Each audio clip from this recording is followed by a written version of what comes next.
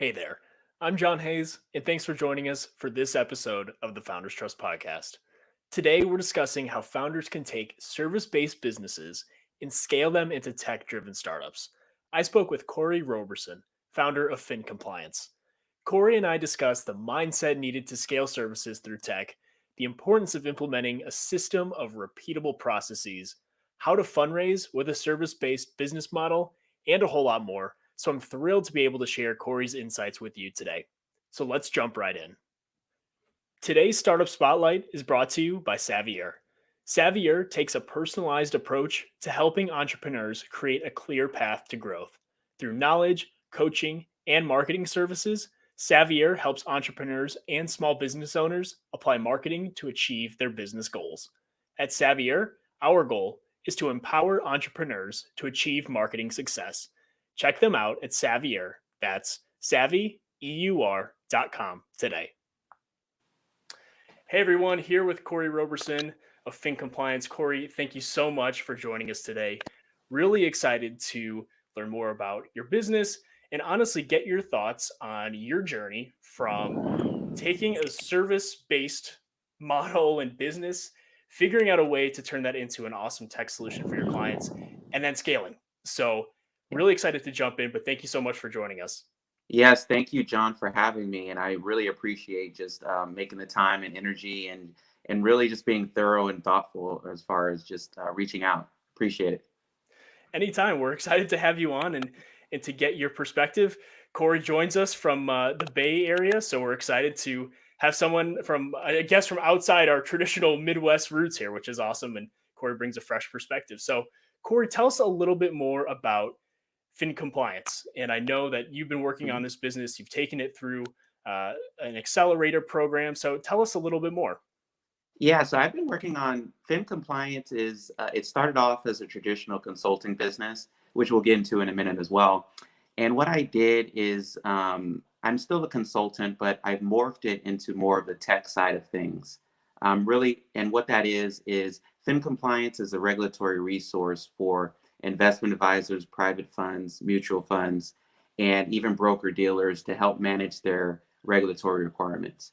And we focus on small firms. So that could be everything from the compliance program setup to finding vendors to help other area of their practice, or even building out maybe integrations or tech capabilities as well. And so we really position ourselves now as a small form resource within the financial services ecosystem. And our core market is investment advisors, broker dealers, and funds.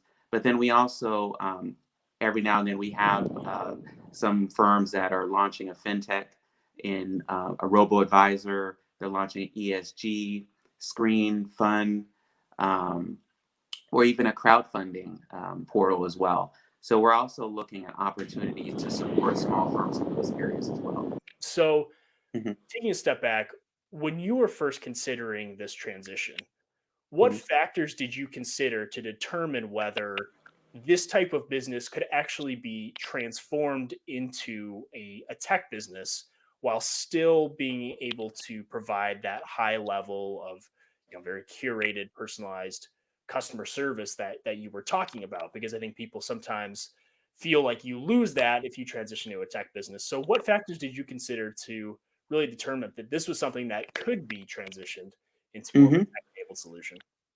Yeah, so initially I was looking at, obviously the SaaS, I think is the most common, um, if it's not a mobile or if it's a SaaS, and looking at what applications our clients currently using, and then creating something that could potentially supplement those applications. So if they're already using, let's say in our industry, they're using a customer relationship system, they might be using a trade portfolio management system, a rebalancing tool, they might be using an online scheduler, they might be using an e-contracts or e-document system. And so what certain functionalities, and then really with that is, okay, they're already using these certain tools, so they're already familiar with technology in some regard. Yes, they've come to you for consulting assistance, but what tool can you create that could extend beyond just the consulting side? and that could ultimately integrate potentially with some of the other tools they're making. So you give them both opportunities. You have the opportunity to sell them on the consulting side, and then you limit your activities that you do on the consulting side in some degree. You still want to provide the value. And then while you spend time working on the technology side of things, it's tough. It's a difficult situation sometimes because you have to balance your time. You only have, you know, if you're working 8, 10 hours a day or so, you only have a certain bandwidth.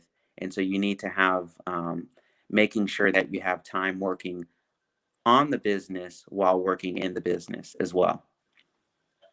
That's a great point because in that regard, you're almost wearing two sets of hats, right? Yeah. You're wearing the very hands-on customer service focused hat, while also trying to go through the tech development to make sure that the solution's up to date. I'm sure in the compliance space, Yeah. you constantly have to be monitoring regulations, integrations with different reporting systems, and things that have to be very buttoned up, I would imagine. So Yeah. how was that difficult in going from that transition of being so focused on the client service piece and on taking that consulting model? What was that like for you, and what were some of the difficulties that you personally experienced in having this shift of mindset from a more manual in quotes solution to something that was much more of a tech focused type opportunity? Yeah, everything birthed out of frustration. So when there's a lot of frictions, especially the administrative side of things, and you have a lot of friction, you have a lot of if people want to have a call, like a call with for everything, then that sucks up your time. If I'm glad to take a call with someone, but if you're trying to work on your back end, all of the back end updates and software, fixes and things you have to do, you only have a certain amount of time for calls. Or if it's a location based, like let's say if they want to, go to a certain office space, that's kind of out the door right now, at least with COVID. But, there was a time where I was on the road visiting offices more often, and that takes time away from working on the business as well. So you have to really figure out your time and really allocating it correctly. And then sometimes you're just going to be frustrated, and then you have to look, okay, what kind of solution can I make out of this frustration? What kind of, if it's not human capital, then it could be technology as well. And Well, so that's really what I did. Yeah. time certainly seems to be one of the biggest assets that is either being wasted on a service model that is trying to be rectified through a more tech-enabled solution, Mhm. um, or it's something that people haven't quite figured out exactly how to minimize or make efficient in the course of that transition. So you touched on the friction point and the solution growing out of that frustration, and that seems to be a pretty common theme when people come from some sort of advisory or service based background. They, with their experience, they understand that there's just some pain point in the market, whether it's administratively or otherwise, that's not getting done, and then they do find a way to try and turn that into a tech business to scale. Heading on the time topic, that seems to be something that can go both ways in Mhm. that you're spending less time because your tech solution is more efficient, but at the same Mhm. time, when your business is so focused on client service, sometimes maybe clients feel like they're not getting the same quality time or quality service that they were previously getting through a service-based model. So how have you navigated that challenge, and how does that how do you minimize that when while still capitalizing on the benefits of scaling through a more automated tech solution? Yeah, sometimes you have to take a step back and really look at if you can't provide the customer service the level that they want, can you find other resources, other people to help you or to assist you with that process while you work on the product side? And one of the things is that we do is that we have we hired this company to help us with user surveying, user experience, really figuring out where the value of the current software and where the pain points were still lied, and really just understanding that helping our customers understand is like, hey, we're still here. So we had some people get on the phone, interview people, asking them, what do you like, what do you not like, about the system. And so always want to make sure that there's a personal touch, even to the software side of things. So that's something that we always, and I'll have to do this constantly, is always remind our customers, giving them these soft touches. Like if it's not calling them, if it's not emailing them or contacting them, saying, hey, even though there's a technology piece here, that we are still available if you want to have a call and or if you want to just touch base with me. Well, and that certainly seems like that's really where those existing relationships and your experience in client management from the more service-based side really comes into play. And I know that's a huge issue when it comes to most tech companies is people aren't happy when there's a bug or when there's some issue that's preventing them from Mhm. using the tech to its full potential. And so I think that is maybe actually an advantage of coming from that service-based background Mhm. because you understand exactly how to communicate with clients. You understand exactly how to deal with things when they're not going well, as they have inevitably happen with any business. So Yeah. perhaps that's actually an advantage that maybe this type of transition has over just a pure tech play because maybe there's just a greater emphasis on product and a little bit less on those soft touches that you mentioned. Yeah, exactly. You've hit it right on the nail. There's still a value with the consultings because you're really um, intricately understanding where the needs are for your customers. And then from there, you can build your tech solution around that as well. So it's kind of like your user experience, your validation, in startup talk, you're validating your product, while you're servicing your clients. And on that point, Corey, how do you I guess the way I see things moving now is because everything is so tech enabled, and there's all this talk about how traditional service based businesses are going to get disrupted. But the course and the transition that you've laid out here really shows how there is a path towards integrating both of those two models. But it Hmm. seems like the way things are moving, do you think that it's inevitable that we end up with no pure service based businesses anymore, that everything will be some sort of tech enabled solution? And how do you think about helping customers navigate through that transition as well? Because it's not just the businesses and the entrepreneurs, but it's a different hybrid way for a customer to experience service and products and those things. So how have you thought about helping some of your clients who maybe are a little bit more traditional with their compliance measures Hmm. or compliance tactics? How have you thought about helping them kind of navigate this transition? Because it seems to be a big deal for customers as well. Exactly. I think the approach that we take is we choose to operate in both worlds. So the traditional side, which is still here, people like a phone call, conversations, the less tech side of things, I guess. And then the newer school area where everything is more tech enabled. So we operate somewhere in between those kind of spans of things. Is that there's always, our customers want to talk to someone, sure. So we always want to have a component of our business available for that. And I think any tech business, to a degree, it frustrates me when there's a bug or error with the technology I'm using, and I can't, and an AI solution can't solve my problem, or something else. I want to talk to somebody on the phone, or an email is just not enough. Sometimes it is. I like to talk to less people as possible, but sometimes if it's a specific issue, then automation just doesn't cut it, up to a degree. I mean, who knows, next 5, 10 years, maybe they've improved things a little bit more. But, when a business operates between both worlds, I think they're in a position to capture those.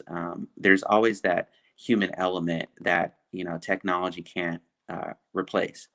So even if you're using like a fast food, if they're using those automated machines to make hamburgers, what happens if the machine um, just dies or something Oh, happens? sure. They need to have somebody there to do some troubleshooting. So I look at us as my business as a troubleshooting. It's like, okay, um, when there's friction on a filing system or using that, they may like to call or contact or email me to figure out this issue, and then we go from there. Some things you can't control as far as where the frictions lie with other technologies customers are using. So our approach is just to operate in between those worlds, and especially I don't think service-based businesses, to answer your question, are going away, is because there's a lot of subjective things, especially legally, when you're building a fintech, when you're having dealing with compliance issues, that requires someone to look deeper into, okay, what does this mean and how to interpret this, and then from there, when you can interpret the rule, then you can perhaps automate that, but you still need somebody to interpret the rules. I think that makes a lot of sense, Corey, honestly, especially in your space, because it is so because the tie-ins to both financial and legal outcomes are so significant. Sure. The trust factor there is so much greater than even in most industries because there Hmm. are material and both short and long-term consequences on the line to getting your compliance right. And Hmm. so I would imagine that it's certainly a careful balance, but I think you hit the nail on the head from what it sounds like is having at least that base foundation of the human element and that human element of trust to Hmm. ensure that even if something does go wrong with the tech, which is inevitable to happen to every single business, Hmm. there's at least a voice on the other end who's going to look into it, who's going to help rectify it. And there's a contact person because I think that's the most frustrating thing for anyone, quite frankly, when they're going through customer service, whether that's for service-based businesses or a tech business, whatever it may be, is when you can't get a hold of someone and you feel like your problem's not being taken seriously, especially if Yes. it's a short-term issue. Everyone's dealt with the automated chat bot, but everyone just at the end of the day wants to hear a voice to say, "Okay, I'll look into this. I'll take care of it for you." So how have you clearly you have a great system in place for being able to do that. What are your thoughts on being able to do that at an even increased scale? And is there some threshold in your mind at which fin compliance or any other service-based business that's moving into this tech area um, can only go up to? Is there some point at which you just can't scale anymore to maintain that same level of human connection and trust when there are issues or when customers do have questions? Yeah, and this is the current friction I'm having now. And what I'm doing is, TD Jakes is a pastor. Always says this quote is like respond to pressure with order and structure. So when you sense the pressure to scale, when you sense the pressure to grow, you're trying to get investors, you're trying to get growth in any particular area, is you have to create structure. So you have to get your processes in order, and you have to document those processes, which is what we're going to do. It's a pain. It takes a lot of time. You're looking at everything that you do and literally creating a process and procedure for that, and something that is consistent, because there's sometimes I do things and I know it's not consistent. Like I'm doing it slightly differently every time. And Sure. so when you get into the McDonald's approach of things, like let's say you want to be a successful franchise or a successful practice that is even bigger economies of scale, is that you take a fine-tuned approach of creating uniform procedures for everything that you do. And once you can get to that point, and then you can look at, okay, what are your technological capabilities? What are your human capital? What does that look like? And then you can grow it, and you can potentially grow your business from there, just because you have replicatable processes in place, and anybody, you can train anybody to do those things, and then potentially grow it if you have enough market behind you as well. You read my mind. Honestly, I had that McDonald's playbook in the back of my mind, and then you said it, and it was perfect because that seems to be the easiest way to at least provide some structure. So if you do end up scaling maybe more quickly than you thought, at least you have a starting point, and you're Hmm. not kind of branching out a whole bunch of different directions looking for different solutions. You at least have one place that you can sit down, say, this is our foundation, and we'll figure it out from there. Hmm. I think one thing that sometimes comes up is, and I've experienced this in my career working in a marketing agency, is sometimes we've implemented a McDonald's type approach, and Hmm. sometimes there are just particular clients who just want it done their way, and they're Yeah. used to that very customized, consulting or service based model where the customer is always right and they want to have their say, and maybe that conflicts a little bit with some of those structures or processes that you've put in place.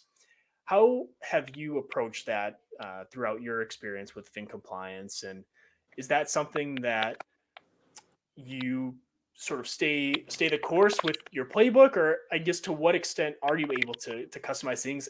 And is that even a good idea as you're trying to scale your business? Yeah, I think you always have to keep in mind of where your customers are, because they pretty much set the tone of what products and services that you should offer or can.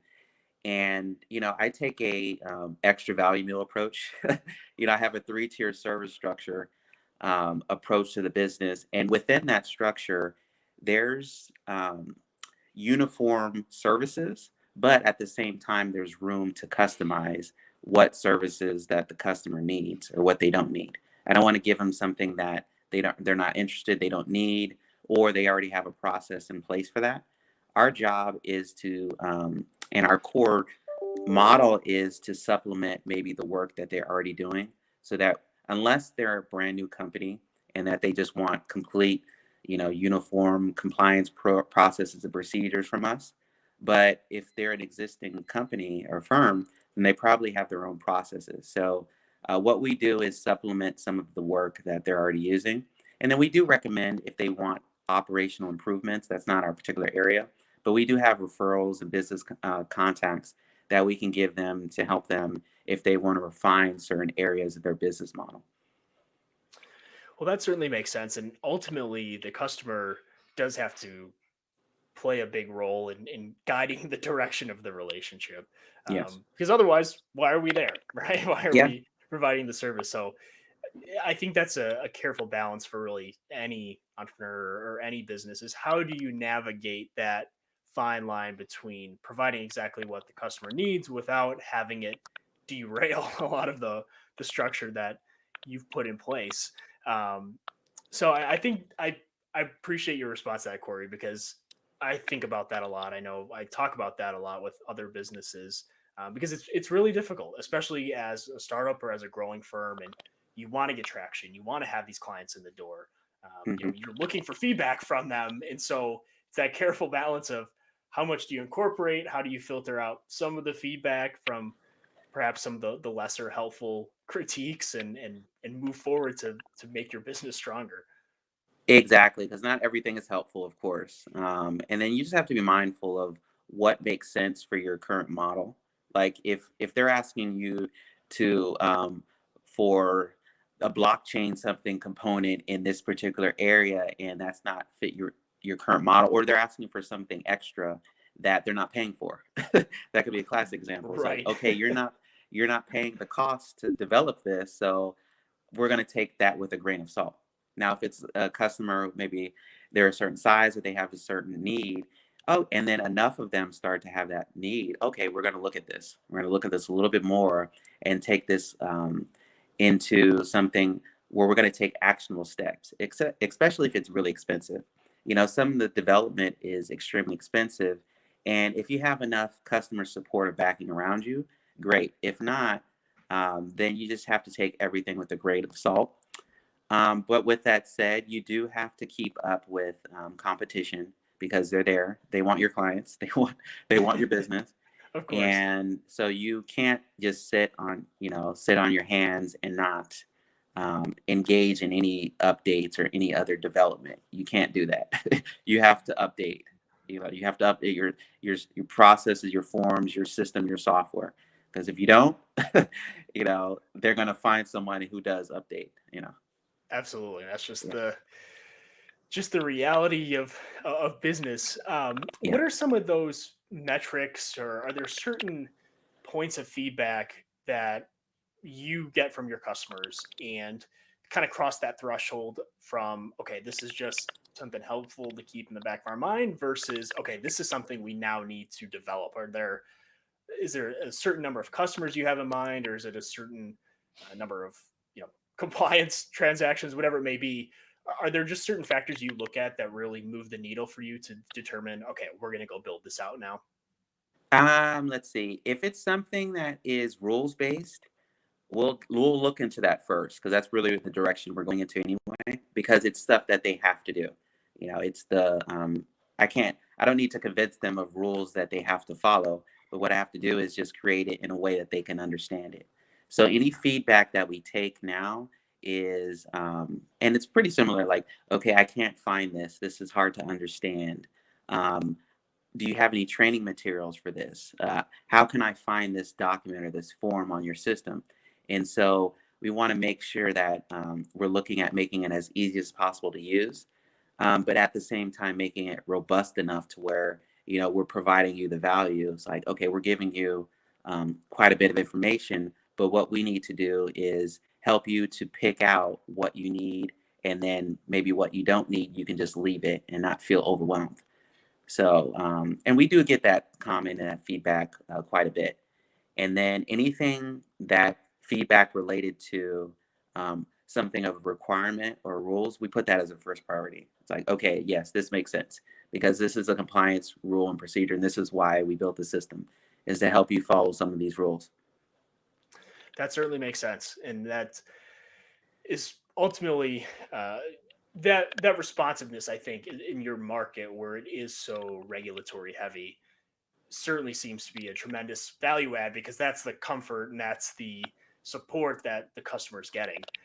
So Mhm. I would imagine that's a pretty big part of your feedback loop. We've talked about feedback from the customer side, but let's talk about it a little bit from the market side, particularly Mhm. with respect to service based solutions that become more tech enabled solutions. I Mhm. remember in the course of going through my accelerator program, and I'm sure you've probably heard this at different points as well, is sometimes investors are hesitant when it seems like it's a consulting model or a service model, or I'm sorry, it's a tech model that's just built on top of a consulting model or service based model. Sometimes Mhm. there's a view that it's a cash flow healthy business, but not doesn't necessarily have the tech upside, the scale upside that certain investors are looking for. Mhm. How have you, if you have received that type of feedback in the past, how have you navigated that? How have you thought about catering your fundraising strategy or your strategic partnerships to maybe take that into account and either counter some of that feedback or, you know, build it into your strategy? Because there's Mhm. no wrong way to do it, but how have you thought about feedback of that sort when it comes to these types of businesses? Yeah, that's a great point. So what I look at doing is we started with the traditional consulting base, so they're going to see that. They're going to see that we have the recurring revenue and that. And what I look at is as a hedge. Let's say if the technology side, if something should happen, or if technology gets outdated, or you have to replace it, that you have a hedge mechanism of cash flow in place while you develop or while you innovate and while you work on more of the product centric side. And so what we did is that what we're doing now is we're creating a series of products that could potentially spin off into other market verticals as well. So we'll always have the traditional consulting side of things, just because there's a component of you have to understand the pain points of your customer. And what's one of the best ways to do that? Consulting. I really think that, if because every accelerator, every startup program is talking about validation, market validation, market validation. Of This course. is one way that you can do that on the product side is by consulting and really, and then making money as well. And then you're asking them questions related to, okay, what types of products or services would you need? Or you intricately know their business anyway because you're dealing with them on the consulting side. So what we're doing now is positioning ourselves to spin off into not only the existing market with products, but other small firm markets as well within the financial services ecosystem. So we're going to sell them on, okay, yes, we have this traditional consulting side, service based, but it is a hedge. There's cash flow generated while we work on the product development side. Well, that validation point, honestly, Cory, is so critical because it's completely right. You're Hmm. in the market, you're understanding the customer's pain points closer than anyone because you're in the weeds with them on a Hmm. daily basis, seeing what their problems are, seeing what they'd like, they don't like, and Hmm. that completely guides the conversation and discussion around how do we build out the tech to meet these things. Hmm. So I guess it was a piece of feedback that always confused me when I heard it in those types of programs because between the validation aspect and the cash flow aspect, which is completely a hedge, as you mentioned, and provides a sustainable development path or way to finance your development rather than going out and raising, Hmm. a pre-seed round or a seed round, whatever it may be. Yeah. I always was confused by that feedback. And now I understand that it probably just fits into investors' portfolios differently because it is difficult, I would imagine, to spin off in a pure way the tech from the consulting side when it comes Hmm. down to that. But I'm glad you touched on that because I felt like I was going a little bit crazy hearing that feedback and not fully understanding where it was coming from. Yeah, economies of scale, I get it that they want something they can package together. You can easily replicate it. You can sell it to the masses. And one of the other things is if you can get your value, your price point up as well, you can sell that on that end too. Is like, let's say if your average customer is $2,000 a year, maybe you can increase that to 3 to 4,000 or 5,000 with technology. So you can look at increasing your existing customer base and then going after more higher value. As opposed to just some tech application where you know the users are paying $200, $300 a year, or maybe 500, whatever. And then you're trying to get more customers, from that end. So you just have to figure out where the value is for your model. Absolutely, that's a great point. Is what's kind of that inflection point between going with the volume model versus the margin model, Exactly. and that's always been the benefit of service businesses is the margin that you can get on them. So obviously Hmm. more time goes into it, but the margins are better as well. Yeah. So Yeah. so Cory, last question before we head into our 3 question grand finale here, but Hmm. everyone talks about blockchain, cryptos, non fungible tokens, all these wonderful new things we have in the world of tech. Yeah. How have you thought about some of those technologies when it comes to fin compliance? And how do you foresee some of these things changing the way that service based businesses do business with their customers? Yeah, it's funny you mentioned that because it's about 2 years ago I really got involved in blockchain and crypto. So I started going to tech conferences. So I went to a crypto conference in St. Kitts. Then I did a blockchain hackathon in New York as well. Um, and one of the things is, because I saw where things were going, new technology. There was a craze, and now it's back again. It kind of went through a lull period, but really people who are involved in crypto and blockchain never stop. But now since Bitcoin is so high and everything else, it's kind of resurged, and I see the connection now even more so with more RAs, more investment advisors are starting to talk about crypto or Bitcoin. I had a customer asked me about a Bitcoin something, some product or something like that. I'm not going to mention the product, but he mentioned something, and I was like, wow, okay. But because before it was like rare where I would get clients asking me about those kind of things. So I see this as something that is going to, especially in the traditional side of the investment management industry, there's going to be more and more interest in crypto. If it's not an ETF, if it's not some kind of blockchain or Bitcoin instrument, I should say. So I see, and because of that, really, my radar has been up. So of course I've been looking at, okay, what are certain, maybe there's not any compliance rules yet, but what are certain tools or applications that I can look into just to stay ahead of the curve if I should need, if I should need to, or, where the company is going, or positioning the company so that it could engage in that area when the time is right. Well, I can certainly imagine that compliance with different digital currencies and all sorts of these new digital assets will be really the wild west in a lot of ways. And it seems like your company is perfectly in a position to capitalize on that because you have been listening to your customers, you've been getting that feedback, and just a matter of when some of those things come down within the regulatory framework. But it'll be Yeah. fascinating to see. I heard a story the other day of a consulting firm that was paid in crypto, in Bitcoin, Oh, for a consulting project. And okay. it seemed like it was acceptable to both parties because they were, betting in different directions on which way the currency was going to go in terms of value. But it seems like it's even infiltrating basic billing and payments now, which is fascinating because it's something that you wouldn't have even heard about just a few years ago. Yeah, I had somebody ask me for to pay them in Bitcoin, and that's a little too soon. I'd like to keep everything on the traditional, at least right now. You know, and right now my customers aren't paying me for anything related to crypto or Bitcoin, or blockchain in general. So I have to look to see where the money is right now, and then, but at the same time, this could change 6 months or a year or 2 years from now.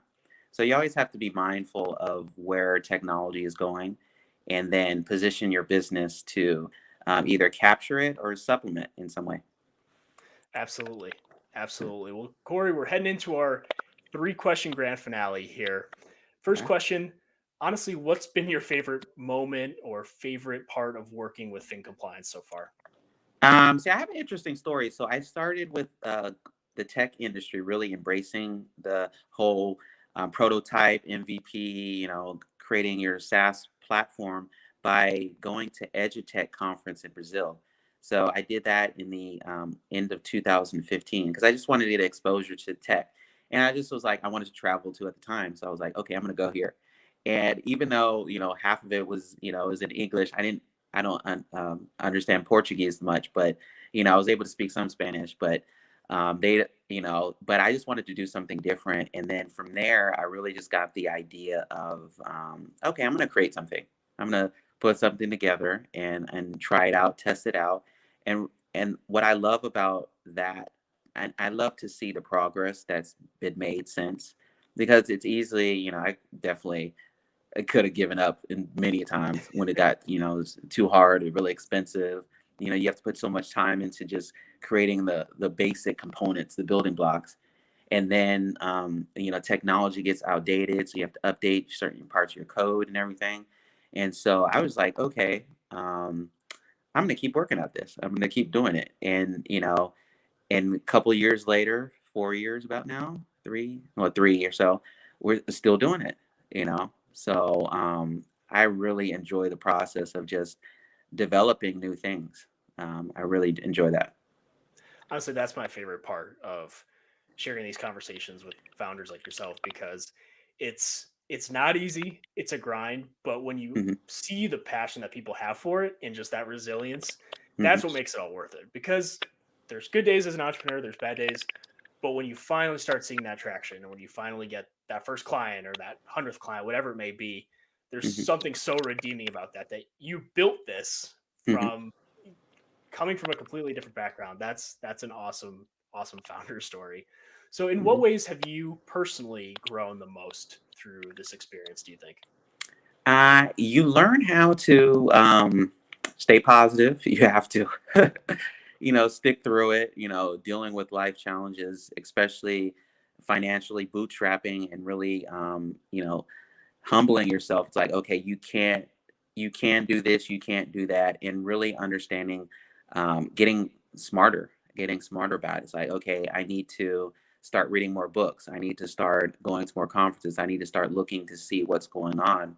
So I really learned how to just to navigate taking in a lot of information and really figuring out what works and what doesn't, or what applies or what doesn't, or really kind of filtering out the noise, I should say.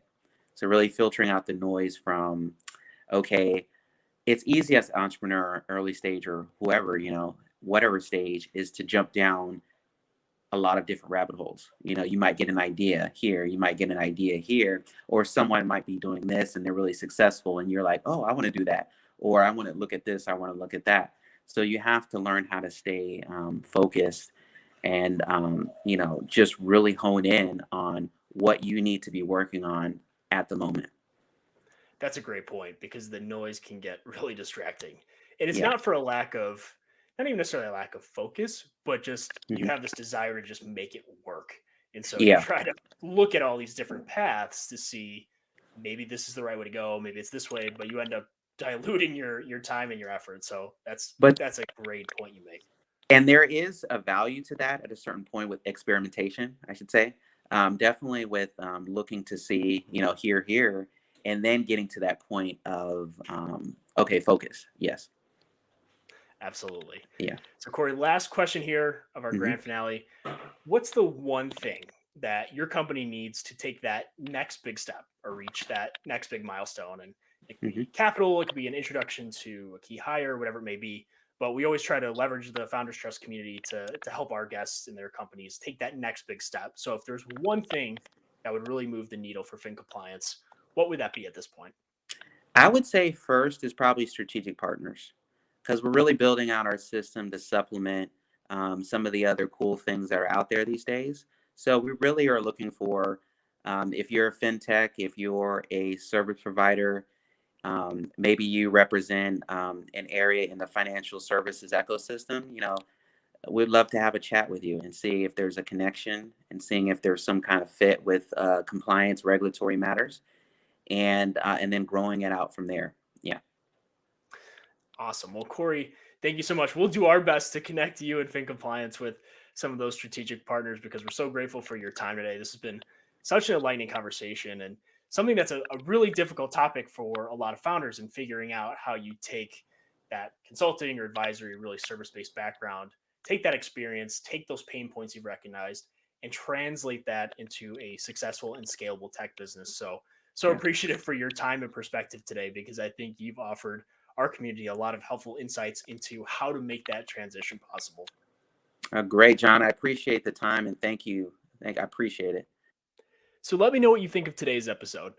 Comment on our social media or send us an email at founderstrustpodcast@markettrust.io. Now go get building.